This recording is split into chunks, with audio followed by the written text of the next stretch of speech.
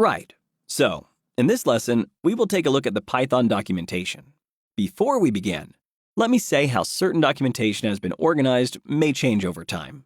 In other words, we can expect that people will update the website where it has been stored, or that they will improve the content and the way it is presented.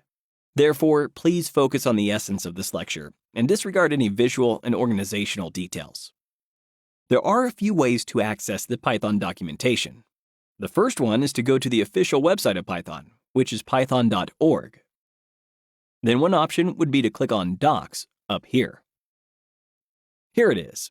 You just accessed the documentation, perhaps for the first time. If you go back, you can hover over this bar where it says Documentation and access the Python documentation by pressing that button. See? You just arrived at the same web page. Alternatively, you can just Google Python documentation to obtain a link to the same web page as a result. Whichever of the three ways you choose, you will end up here, which is the web page where the current version of the docs has been displayed. As a matter of fact, this is the place where you can get the most up-to-date information about all Python features. In addition, you can look around to see various tools that can improve your user experience. To highlight a few, let me start by saying that previous versions of the documentation of the programming language are continuously kept, and you're given access to them. For instance, in this column on the left, you can see which version is stable, which contains security fixes, and that the last one is, as usual, in development. When a version is in development, it means that it has not been finalized yet.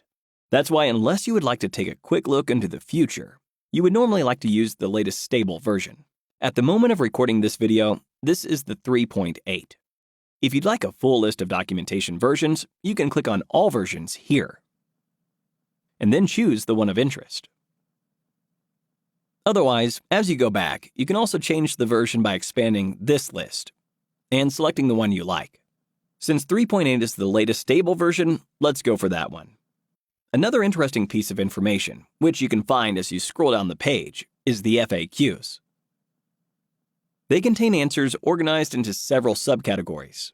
FAQs are very convenient because it allows you to quickly find additional information, if available. After you've finished with reading the FAQs, you can go back to the main page of the documentation by clicking on the documentation link in the top bar here. The last thing I would like to share with you about navigating through the documentation is the Quick Search button. It is located in the top right part of the screen. For instance, let's look for more information about tuples.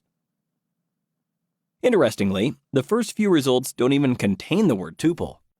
However, if you click on the first link that actually does contain this word, which is built-in types, we can access a page where information on tuples has been provided.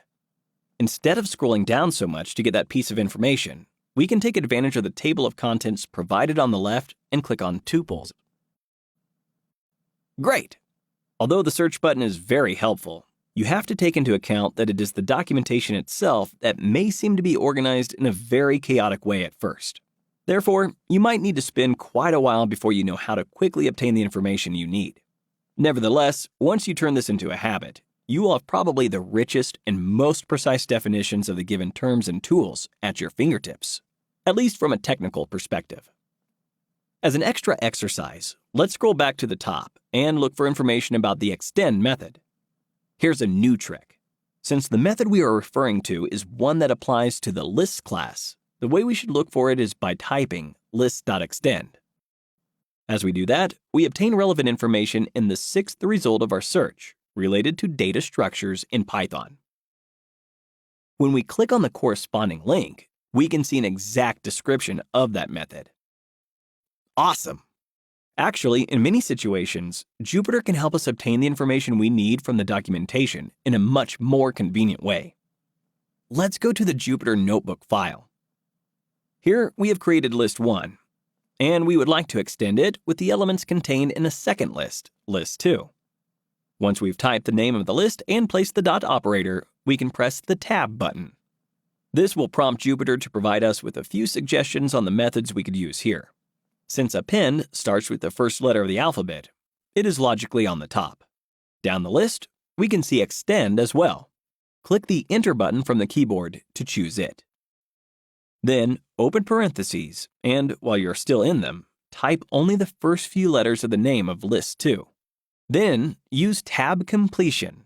This means you can press the tab button to obtain a few suggestions, one of which is namely the one you need, List 2. Select it and press Enter again.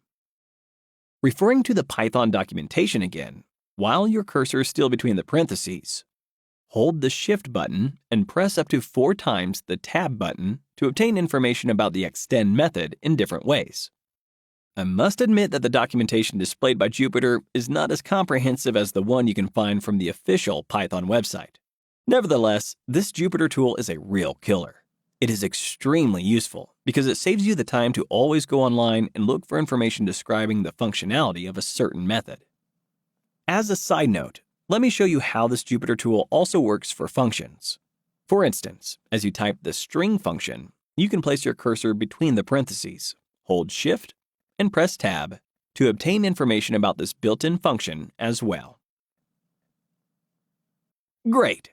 This is all we had to say about the Python documentation at this stage. Feel free to spend more time on it if you feel like, but better do so after you've finished the entire course and have gained the confidence of an independent user. Thank you for watching.